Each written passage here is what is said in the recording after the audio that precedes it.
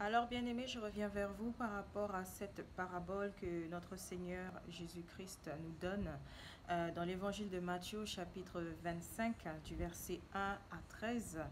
Donc, par rapport à cette parabole, nous verrons, nous décrypterons ainsi ce que le Seigneur veut bien nous enseigner. Alors, le royaume des cieux sera semblable à 10 vierges qui, ayant pris leur lampe, allèrent à la rencontre de l'époux. 5 d'entre elles étaient folles et 5 sages.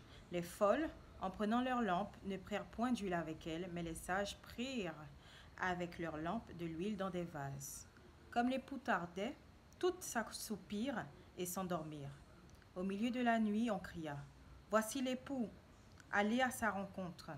Alors toutes ces vierges se réveillèrent et préparèrent leurs lampes. Les folles dirent aux sages: Donnez-nous de votre huile, car nos lampes s'éteignent.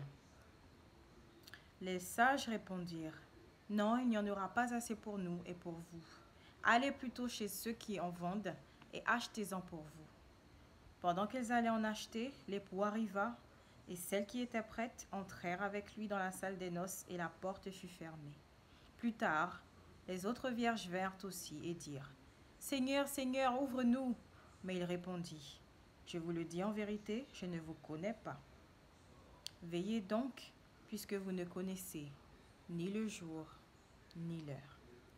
Alors, bien-aimés, par rapport à cette parabole, nous comprenons donc que par rapport à ces 10 vierges, dont 5 folles et 5 sages, il est question de chrétiens. Donc, nous, chrétiens, qui constituons le corps du Christ. Et pourquoi sont-ils nous sommes représentés par ces 10 vierges? Tout simplement parce qu'en acceptant Jésus-Christ par l'œuvre de sa croix, en mourant sur la croix et en faisant que son sang ainsi en guise de sacrifice vivant humain nous lave de tout péché, nous devenons épurés, nous devenons saints. C'est-à-dire que comme il est écrit dans les Saintes Écritures, toutes choses anciennes sont passées, voilà, nous sommes de nouvelles créatures lorsque nous sommes en Christ.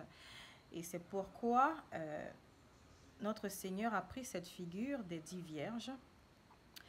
Mais encore faut-il que nous discernions que justement, parmi ces vierges, il y en a qui sont sages et d'autres qui sont folles. Alors, les 5 vierges folles font référence, selon l'esprit de révélation de Dieu, font référence aux chrétiens qui, pour des raisons diverses, se seraient endormis dans leur foi, qui, pour des raisons diverses, que ce soit les aléas de la vie, les soucis et autres de la vie, ou les activités au quotidien, le travail, etc., tout ce qui constitue la vie d'un homme, une vie basique en général, ces chrétiens qui ainsi laisseraient les commodités de ce monde prendre le dessus sur leur foi, qui du coup se laisseraient submerger par leurs activités au quotidien, par les enfants, par la vie maritale, etc., et qui en oublieraient Dieu, par exemple.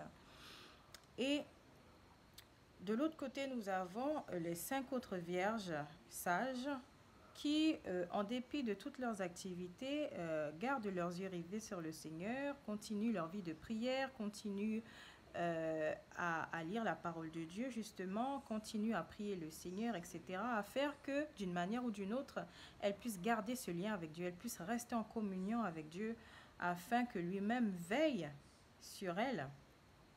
Et c'est de cela dont il s'agit par rapport à cette parabole, bien-aimée, qu'il faille que nous, chrétiens, bien que le Seigneur nous ait épurés par son sang précieux, il faut que nous puissions entretenir cette relation avec lui au quotidien, de peur que lorsqu'il reviendra sur terre, il ne nous dise pas: voilà, je ne te connais pas. Pourquoi? Parce que c'est celui qui le cherche, c'est celui qui fait qu'il prenne part dans nos vies, qui justement est, est plus susceptible de rejoindre le Seigneur dans le royaume des cieux. C'est pourquoi, comme il est dit, certains diront: Seigneur, Seigneur, Mais lui-même, il dira, mais je ne vous ai jamais connu. Pourquoi? Parce qu'en prenant pour acquis le fait d'avoir accepté Jésus dans leur vie et dans leur cœur, ils ont oublié qu'il fallait avoir une relation sincère avec lui. Ils ont oublié qu'il fallait justement le laisser prendre part à toutes choses dans leur vie.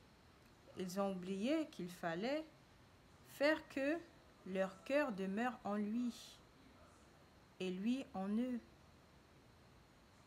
Je vous rappelle, bien-aimés, que la parole de Dieu est en nous. Elle est dans tout homme. De la même manière que, comme il est écrit dans le livre de la Genèse, Dieu, notre Père et Créateur, a soufflé dans nos narines, dans les narines d'Adam, afin qu'il devienne un être vivant. Il en est de même pour nous. Donc, il en a fait autant, mais cela s'est matérialisé par la grossesse et par l'accouchement, donc dans les eaux, comme vous le savez. Et Dieu lui-même dit, le Seigneur Jésus-Christ dit, que celui qui ne naît d'eau et d'esprit ne peut voir le royaume des cieux. Donc pour cela, il faut qu'il y ait une renaissance, bien-aimés. Parce que Dieu, bien qu'il vive dans notre cœur, le fait de vivre dans ce monde, le fait d'être en contact avec ce monde qui pour l'instant est occupé par Satan, cet esprit que Dieu nous a donné a été ainsi corrompu. Et c'est pourquoi beaucoup d'entre nous n'entendent plus la voix de Dieu ou ne l'entendent pratiquement plus. C'est pourquoi, par le baptême, qui est un signe de soumission à Dieu, mais ça ne veut pas dire qu'on est sauvé par le baptême, nous devons ainsi faire que son Esprit Saint, qui est ainsi renouvelé en nous, puisse ainsi prendre effet. Et c'est par notre foi que justement la parole de Dieu devient vivante, comme il est écrit, je le rappelle, dans que je revois mes notes, voilà, dans Hébreux chapitre 4, verset 12, la parole de Dieu est vivante et efficace, plus tranchante qu'une épée quelconque à deux tranchants, pénétrante jusqu'à partager âme et esprit, jointure et moelle. Elle juge les sentiments et les pensées du cœur. Donc, la parole de Dieu, elle est écrite en nous, elle est en nous, elle subsiste en nous. Mais pour qu'elle puisse justement prendre effet dans nos vies, il faut que notre foi soit activée. Il faut que nous acceptions de faire que Jésus-Christ prenne le dessus sur toute chose par son Esprit Saint qui nous guide, qui ainsi ouvre nos yeux spirituels, qui ainsi exalte les yeux de notre foi et les yeux de notre cœur. Que nous puissions marcher véritablement selon sa volonté et par l'Esprit et par la foi. C'est en épluchant, en nous débarrassant de toute cette boue dont nous avons été couverts par le monde, toutes ces choses charnelles, toutes les œuvres de la chair qui empêchent à l'Esprit de Dieu de prendre le dessus, c'est en justement les évinçant de notre vie que nous pouvons de nouveau entendre la voix de Dieu et voir Dieu dans toute sa splendeur et donc recevoir son évangile qui demeure dans nos cœurs. Alors, je vais vous citer également ce passage dans Jean chapitre 1 verset 14. La parole a été faite chair et elle a habité parmi nous, pleine de grâce et de vérité. Nous avons contemplé sa gloire, une gloire comme la gloire du Fils unique venu du Père. Nous voyons également par ce verset biblique, bien-aimé, que la parole a été faite chair, elle a habité parmi nous, oui, mais la parole est en nous. Puisque lorsque nous acceptons Jésus-Christ dans notre vie et dans notre cœur, c'est lui désormais qui justement est aux commandes de notre vie. C'est lui qui justement doit prendre le dessus sur toutes choses dans nos vies. Et donc, nous devons le suivre dans toutes ses voies. Nous devons le suivre dans toutes ses voies, nous devons l'accepter, nous devons faire mourir les œuvres de la chair en disant « Seigneur, puisses-tu crucifier ma chair ainsi que tous les désirs qui s'y rattachent afin que je sois justement les yeux rivés sur toi, que je puisse ainsi faire que ta volonté s'accomplisse dans ma vie. Puis c'est toi qui détiens les rênes, maintenant ce n'est plus moi. Puisque ma vie, comme la parole de Dieu le dit, ma vie est cachée en Christ. Et donc, où que je sois, où que j'aille, les personnes en me voyant, doivent te voir toi. C'est faire mourir les œuvres de la chair, c'est se mourir à soi-même pour que Christ soit au devant de la scène. Voilà. Alors je vais vous citer ceci également. Euh, dans Jérémie, donc dans l'Ancien Testament, Jérémie chapitre 17, verset 9, le cœur est tortueux et par-dessus tout méchant. Qui peut le connaître? Moi, l'Éternel, j'éprouve le cœur, je sonde les reins pour rendre à chacun selon ses voies, selon le fruit de ses œuvres. N'oublions pas, bien-aimés, que le Seigneur nous a donné le libre arbitre. Mais encore est-il qu'il attend que nous lui revenions.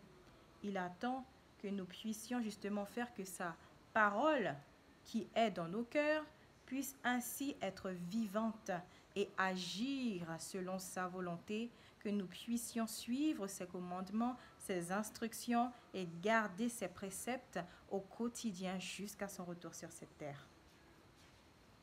Alors oui, bien-aimé, comme il est écrit également dans les Saintes Écritures, le Seigneur ne tarde pas dans l'accomplissement de sa promesse, mais il veut que tout homme arrive à la repentance. Et c'est par la repentance, c'est par la renonciation de soi, c'est en renonçant aux choses de ce monde que nous pouvons justement parvenir à la vie éternelle, que nous pouvons ainsi discerner la voie du Seigneur, que nous pouvons ainsi marcher selon l'esprit et non plus selon la chair.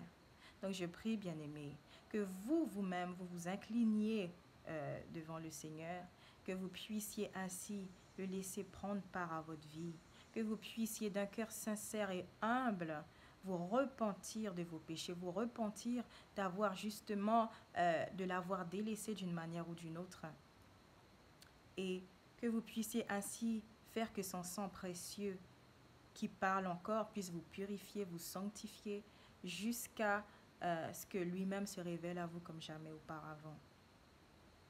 Donc, parole toute simple, Seigneur, aide-moi. Aide-moi à discerner ta voix. Aide-moi à te suivre. Seigneur, lave-moi, purifie-moi de tous mes péchés. Fais que je sois assujetti à toi. Fais que je puisse ainsi embrasser ta parole et tes commandements. Des paroles toutes simples, bien-aimés. Laissez parler votre cœur et laissez le Seigneur se dévoiler à vous. Voilà. Au nom de Jésus-Christ de Nazareth, nous avons ainsi prié. Amen. Que Dieu vous bénisse.